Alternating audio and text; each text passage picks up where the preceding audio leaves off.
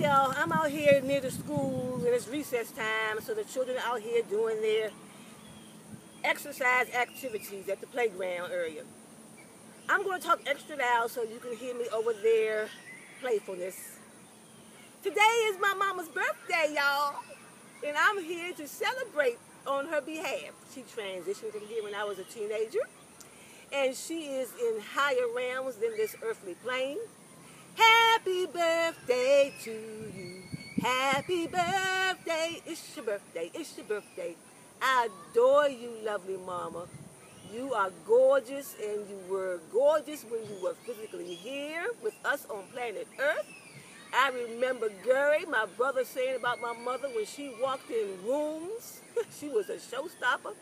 And when she walked up in the places, the show stopped to watch mama make her entrances. Yes, indeed. Woohoo! And also, what was so gorgeous about her, in addition, was the fact that she was not pretentious, she wasn't arrogant, she wasn't stuck on herself.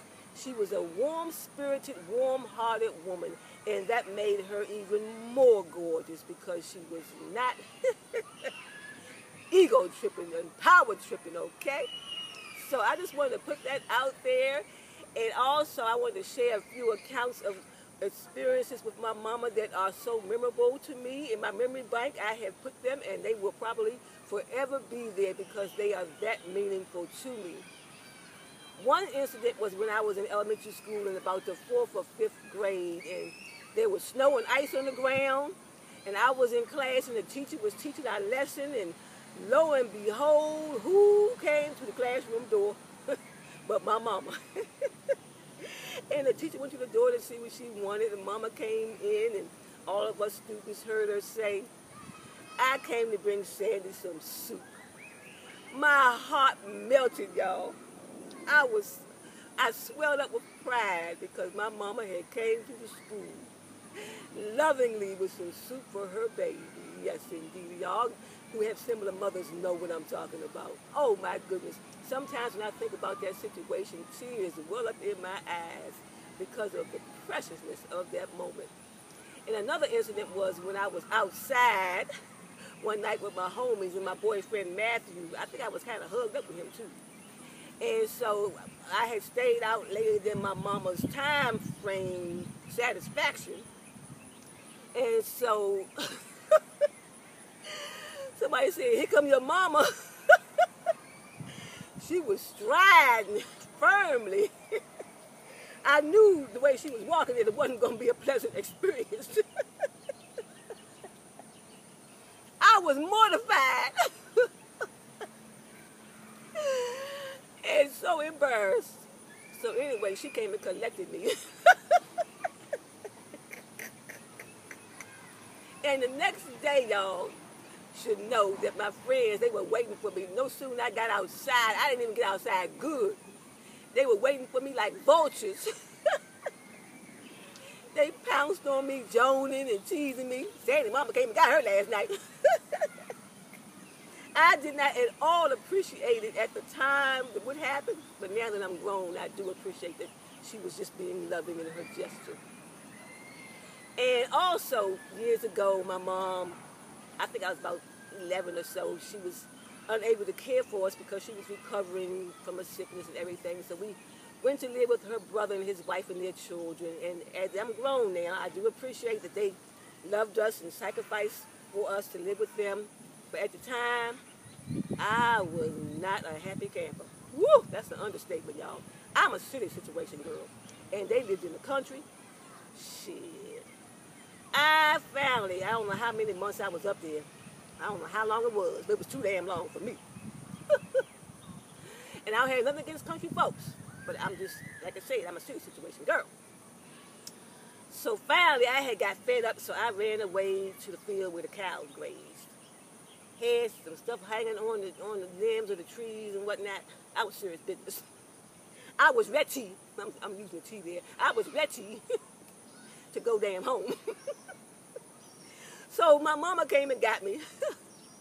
She was fussing and chastising me. I didn't give a damn. She could have cussed me out going and coming. As long as we was riding towards the city, I didn't care. So I got home, and my sister Yolanda, she decided she wanted to stay a little bit longer. Eventually, she came back to the city as well. I think she finished her school year and came on down there. I don't think I finished the whole damn grade in school, but I was like, So anyhow, that was another account. And I had two girlfriends growing up, and their mother's name was Miss Pauline. I loved me some Miss Pauline, and she loved me. But Miss Pauline would come home sometimes with her boyfriend, and she would be riding in the passenger seat, and we would be outside chilling, shooting the breeze and whatnot.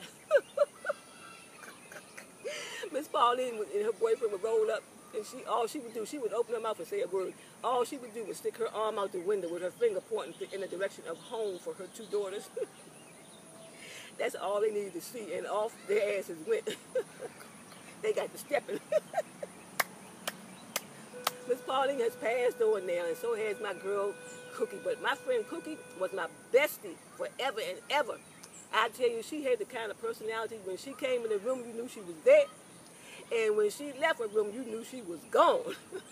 Her presence was that meaningful, yes indeed.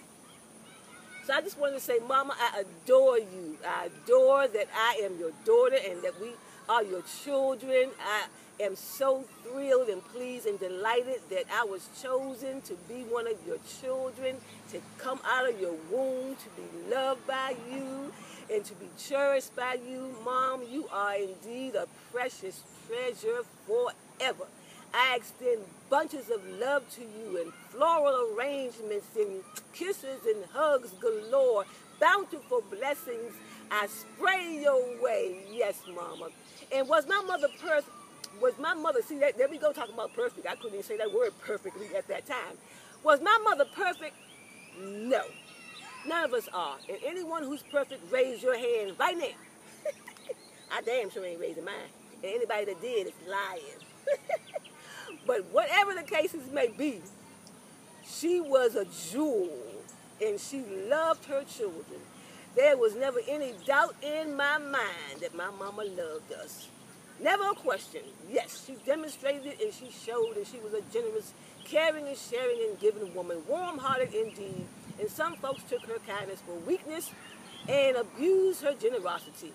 But she stayed true to herself anyhow, being authentically Helen Marie. That was her name. Her name, Helen, means torch, shining star.